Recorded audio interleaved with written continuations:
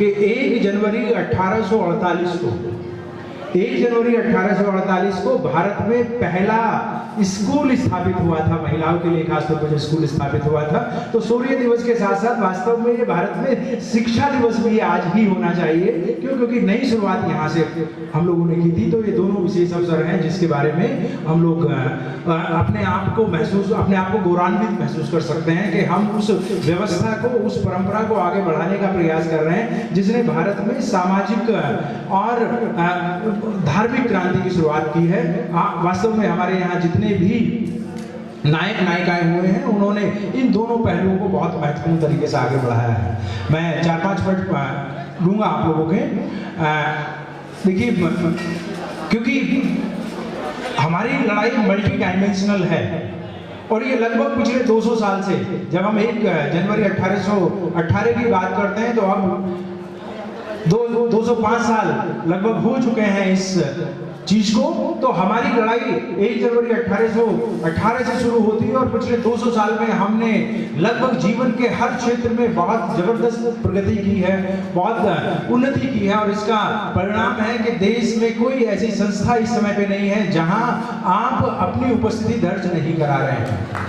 लगभग हर जगह पे आज आप देख लीजिएगा, खासतौर पे 3 जनवरी का समय ऐसा है कि अब सावित्रीबाई फुले 15-20 साल पहले शायद ही लोग उनके नाम को जानते हों या उस तरीके से जानते हों मूवमेंट के बाहर, लेकिन आज पूरे देश दुनिया के अंदर उनके नाम को ना सिर्फ जान रहे बल्कि 3 जनवरी को बहुत बड़े स्तर पे शिक्षक दिवस के रूप में भी अब स्वीकार किया जा रहा है, मनाया जा रहा है। ये आपके आंदोलन की ताकत ही है, आपके आंदोलन का परिणाम ही है कि धीरे धीरे हमारे उन नायक नायिकाओं को वो स्थान मिल रहा है, वो सम्मान मिल रहा है जो इसके वो वास्तव में हकदार हैं। और ये तभी संभव हो पाया। ये संभव किस तरीके से हो पाया, इसका एक उदाहरण हम सावित्रीबाई फुले और ज्योतिबा फुले के जीवन से सीख सकते हैं। हम जानते हैं कि जब अभी आप लोगों ने प्ले देखा, उसमें इस बात का जिक्र नहीं हो पाया शायद कि जब उनके यहाँ पे कोई संतान नहीं हुई काफी लंबे समय तक, तो ज्योतिबा फुले के जो फादर थे गोविंद राव फुले साहब, उन्होंने और परिवार के दूसरे लोगों ने गोविंद साहब उन पे ये प्रेशर डाला कि भाई आपको दूसरी शादी करनी चाहिए। ज्योतिबा फुले साहब ने इस बात के लिए कहा कि ठीक है दूसरी शादी कर लेंगे, कोई बात नहीं है, लेकिन इससे पहले हमें मेडिकल टेस्ट कराना होगा। मेडिकल टेस्ट कराना होगा तो गोविंद राव साहब कहते हैं कि ठीक है भाई मेडिकल टेस्ट करा लीजिए सावित्रीबाई फुले का। मगर नहीं, ये बात नहीं है। मेडिकल टेस्ट दोनों का कराना होगा, मेरा भी टेस्ट होगा और सावित्रीबाई फुले का भी टेस्ट होगा।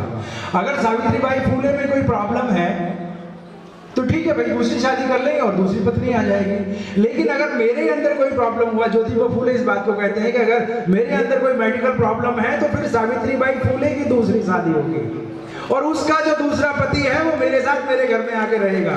गोविंद राव साहब जो है उनके तो हाथ पैर फूल गए इस बात को कि अरे भाई ये क्या बात कहती है इन्होंने, ऐसा कहीं हो सकता है कि दूसरा पति आके रह ले। उसके बाद उन्होंने निर्णय किया कि भाई कोई टेस्ट नहीं होगा, कोई दूसरी शादी नहीं होगी। और इन दोनों लोगों ने ये डिसाइड किया कि हम इस बारे में अब कुछ नहीं करेंगे, ठीक है, और बहुजन समाज ही मेरा परिवार है। उस समय पे इन लोगों ने अपने परिवार को आगे नहीं बढ़ाया, लेकिन आज खुशी की बात है कि पूरी देश दुनिया के अंदर ज्योतिबा फुले और सावित्रीबाई फुले के करोड़ों बच्चे उनके नाम को, उनकी विरासत को आगे बढ़ा रहे हैं। आज पूरी दुनिया के अंदर 40-50 करोड़ संतानें उनकी हैं कम से कम। ये हमारी परंपरा है, ये हमारी लीगेसी है इस तरह की कि जिन लोगों ने अपना सब कुछ निछावर समाज के लिए किया है। लेकिन साथियों, हमने जैसा मैं कह रहा था कि बहुत खूबसूरत लड़ाई हमारी रही है, बहुत खूबसूरत जर्नी हमारी अभी तक रही है, लेकिन हमारे चैलेंजेस कम नहीं हुए हैं, हमारी जो लड़ाई है वो खत्म नहीं हुई है। इसको हम थोड़ा सा वर्तमान परिप्रेक्ष्य में मैं थोड़ा सा आपकी तवज्जो चाहूंगा कि साथियों इस समय पे पूरे देश के अंदर लगभग 15 लाख स्कूल हैं। पूरे देश के अंदर लगभग 15 लाख स्कूल हैं, सरकारी और गैर सरकारी दोनों स्कूल। लेकिन आपको जान के ताज्जुब होगा कि पिछले 10 से 12 साल के अंदर जब से राइट टू एजुकेशन देश के अंदर लागू हुआ है, राइट टू एजुकेशन लागू होने के बाद हमें ऐसा लगता है कि सामान्यतः ये होगा कि भाई 15 लाख है तो राइट टू एजुकेशन होने के बाद से हो सकता है 25 लाख हो गए होंगे, लेकिन ऐसा नहीं है। जो दुश्मन है, जो शातिर है, जो धूर्त व्यक्ति है, जो इस व्यवस्था पे बैठा हुआ है, पिछले 10 साल के अंदर लगभग 1.5 लाख स्कूल भारत में बंद हुए हैं।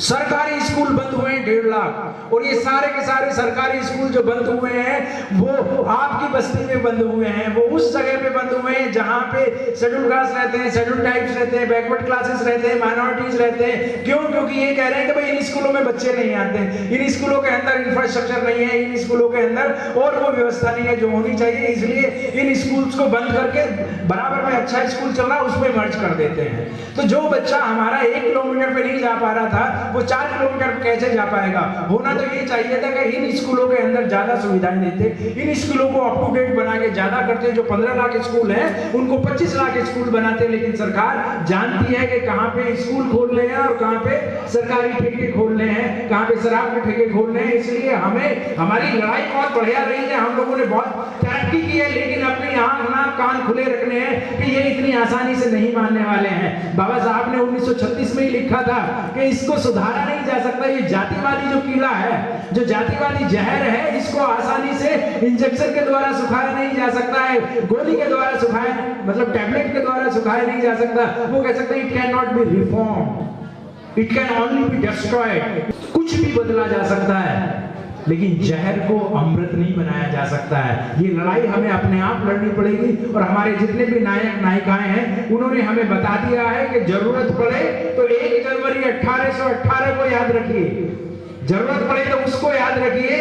और अगर क्योंकि ये लड़ाई स्थायी है, ये लड़ाई स्थायी है, और यहाँ पे शिक्षा ने वास्तव में तलवारों का काम किया है, बंदूकों का काम किया है, तोपों का काम किया है। एक बार किसी व्यक्ति के मस्तिष्क में आप कोई भ्रम पैदा कर देते हैं, उसके मन में कोई झूठी बात पैदा कर देते हैं, तो वो जिंदगी भर उससे बाहर नहीं निकल पाता है, उस बीमारी से बाहर नहीं निकल पाता है। इसलिए शिक्षा बहुत महत्वपूर्ण चीज है, हमें ज्यादा शिक्षा पे ध्यान देना पड़ेगा। हमें इस व्यवस्था में, क्योंकि सरकारी सेवाएं, सरकारी शिक्षा होती रहेगी, जिनकी सरकार है उनके हिसाब से शिक्षा होती रहेगी, लेकिन वही समाज आगे बढ़ा है जिस समाज ने अपनी शिक्षण संस्थाओं के निर्माण किए। जो अगर आप अपने बच्चों को प्रहलाद नहीं बनने देना चाहते, प्रहलाद नहीं बनने देना चाहते हैं, मतलब जो उनके संस्कार सीख के आए, उनकी विचारधारा सीख के आए, और अपने घर में अपने दुश्मन को लाके खड़ा कर दे, अपने बाप की वैचारिक हत्या करा दे। अगर हमें अपने यहाँ पे प्रहलाद पैदा नहीं करने हैं तो हमें अपने संस्कारित बच्चे पैदा करने पड़ेंगे, और संस्कारित बच्चे हमारे तभी पैदा हो पाएंगे जो ज्योतिबा फूले, सावित्रीबाई फूले ने जिस कदम को आगे बढ़ाया था, साहू जी महाराज ने जिस कदम को आगे बढ़ाया था, अय्यंकाली ने जिस कदम को आगे बढ़ाया था, हीराचंद ठाकुर और गुरुचंद ठाकुर ने जिस चीज को आगे बढ़ाया था, अयोध्यादास ने जिस चीज को आगे बढ़ाया था, बाबा साहब ने जिस चीज को आगे बढ़ाया था। और आप तो इस गौतम बुद्ध नगर में हैं, यहाँ पे आप यूनिवर्सिटी भी देखते हैं, स्कूल्स भी देखते हैं, हॉस्टल्स भी देखते हैं कि वो किस सरकार में किस समय पे बने हैं। इसलिए शिक्षा के महत्व को बिल्कुल हमें कम नहीं आंकना है, जितना संभव हो सके, जिस भी तरीके से हो सके, हमें अपनी शिक्षण संस्थाओं के निर्माण की तरफ प्रयास करना चाहिए। और जिस तरीके से इतने सामर्थ्यवान हमारे यहाँ पे साथी हैं, हम समझते हैं कि हम में से अगर एक एक व्यक्ति भी चाह ले तो वो अच्छी संस्थाओं का निर्माण कर सकता है। अगर 10-20 इकट्ठे हो जाए तो बहुत बढ़िया वर्ल्ड क्लास यूनिवर्सिटी बना सकते हैं। इस तरह की व्यवस्था हमें करनी पड़ेगी, इस तरह का विचार हमें अपने आप बनाना पड़ेगा। साथियों, एक छोटा सा वाकया मैं जरूर आपको बताऊंगा कि किस तरीके से हमारी जो जिम्मेदारी है उस जिम्मेदारी को हमें कैसे निभाना होगा। जब बाबा साहब 1919 में लंदन से वापस आ जाते हैं अपनी पढ़ाई को बीच में छोड़ के, तो कोल्हापुर में वहां के महाराजा का नाम आप लोगों ने सुना होगा। कोल्हापुर के महाराजा उस समय पे थे, उनका नाम था साहू जी महाराज, कोल्हापुर के राजा थे। बाबा साहब उस समय पे कोई बहुत फेमस नहीं थे, बहुत ज्यादा लोग उनको नहीं जानते थे, लेकिन बाबा साहब मुंबई के एक छोटे से 1 कमरे के 1.5 कमरे के मकान में रहते थे, चौल जिसको बोलते हैं। मैं भी पिछले साल गया था तो मुझे उस जगह मैं देख के आया, दादर में वो जगह है। तो साहू जी महाराज जो के कोल्हापुर के राजा थे, वो खुद बाबा साहब से मिलने उनकी चौल में आते हैं। आप लोगों ने ये तो सुना होगा कि कि भाई प्यासा कुएं के पास जाता है, लेकिन ये शायद पहली बार सुन रहे होंगे कि यहाँ पे कुआं मतलब साहू जी महाराज जो कि राजा थे, वो बाबा साहब के पास मिलने के लिए उनके घर पे जाते हैं और वहीं पे ये बात बाबा साहब के बारे में कहते हैं। 2 बार उन्होंने ये बात कही, मई 1920 में और 1919 में, बल्कि 1920 में अंबेडकर भवन दिल्ली के अंदर उन्होंने ये बात कही और मानगांव में कही थी, जो कि बहुत फेमस कॉन्फ्रेंस हुई थी कि इस देश में आपको मसीहा मिल गया है, इस देश में आपको मसीहा मिल गया है जो हजारों साल से आपके पैरों में पड़ी हुई जंजीरों को तोड़ देगा, जो आपके पैरों की जंजीरें हैं उनको काट देगा। बाबा साहब के बारे में ये प्रोफेसी, बाबा साहब के बारे में, उनके भविष्य के बारे में सबसे पहले साहू जी महाराज ने 1919 में और फिर दोबारा 1920 में कहा था। मेरे कहने का मतलब ये है कि अगर आप किसी बच्चे का हाथ पकड़ लेते हैं, आप किसी बच्चे के बारे में उसको एनकरेज करते हैं, उसको हिम्मत देते हैं, तो वो भी भविष्य में बाबा साहब बन सकता है, ज्योतिबा फूले बन सकता है, साहू जी महाराज बन सकता है। हमारे अंदर ये कुवत है, हम इस काम को कर सकते हैं, बस हमें एक दृढ़ निश्चय लेके इस चीज को आगे बढ़ाना है। बहुत अच्छा अवसर है और बहुत अच्छे तरीके से इस कार्यक्रम को चलाया जा रहा है। जो संयोजक साथी हैं, जो आयोजक हैं, Gautam Buddha culture welfare society, सभी साथियों को मैं अपनी तरफ से बहुत बहुत धन्यवाद देना चाहूँगा कि उन्होंने मुझे कुछ समय आपसे अपनी बात रखने का अवसर दिया। आप सब लोगों को एक बार फिर बहुत बहुत मंगल कामनाएं। नव वर्ष सबको बुद्धमय हो। इसके साथ जय भीम, नमो। अगर आपने अभी तक हमारा चैनल सब्सक्राइब नहीं किया है तो सब्सक्राइब करें और घंटी का बटन बिल्कुल भी दबाना ना भूलें ताकि सभी लेटेस्ट खबरें पहुंच सकें आप पे सबसे पहले।